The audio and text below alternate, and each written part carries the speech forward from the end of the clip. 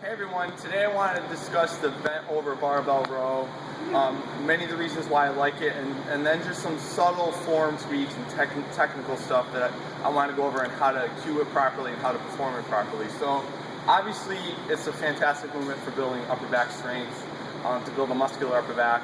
But when it comes to our accessory movements, and this is what I consider an accessory movement, I like to choose exercises that are going to address some form of technical flaw or imbalance with one of the major lifts. So taking the deadlift for example, I feel the bent over row is a great accessory movement to help aid with the deadlift performance. So whether you have a weak upper back, and obviously it's gonna translate well to how we perform it. So one of the things, the biggest mistake I see a lot of people make is, I'm just gonna come over here to demonstrate really quickly.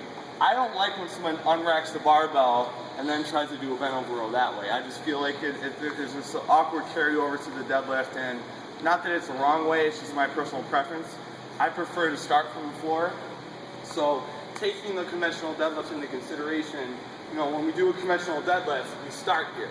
So when I'm coaching a barbell bent over row, I'm going to have people start in that same position. So with that, we're going to have the barbell set, we're going to have our feet a little further back, about shoulder width apart, so the barbell is directly over our toes. We're going to go overhand pronated grip. And again, we're just going to discuss the barbell bent over row. We're not going to go into Penley rows or Yates rows. So we're just going to stick strictly to the bent over row here. So we're going to bend over, making sure our hips are a little bit high, so we're loaded in the back side of the body, hamstrings, glutes, and we're maintaining a rigid upper back. So a good cue I like to tell people, same thing when I do the deadlift, is pretend like you're squeezing an orange in your armpit and you're trying to squeeze that orange and make orange juice. You're just going to get the lats engaged and you're going to keep the upper back a little bit stiffer. So we're going to go here, like so. We're going to start with the bar about an inch off the ground, so we're still nice and tight, and then we're going to roll right to our chest. Like so. So there's not a lot of herky-jerky motion here, and again, not that that's wrong. I think when we're trying to lift a boatload of weight and when people get a little bit more advanced in the movement, I'll give a little bit leeway as far as technique and being a little bit more upright and using a little bit more body English. But when I'm coaching an intermediate or even a beginner lifter, I'm going to have them stay as strict as possible.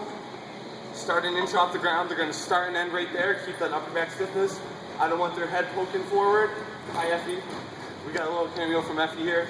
And then we're just going to barbell row up like so. Like so. And those are just some subtle cues that we can use that I feel leads us to be a very good carryover lift to the deadlift. So give those a try today and let me know how it goes.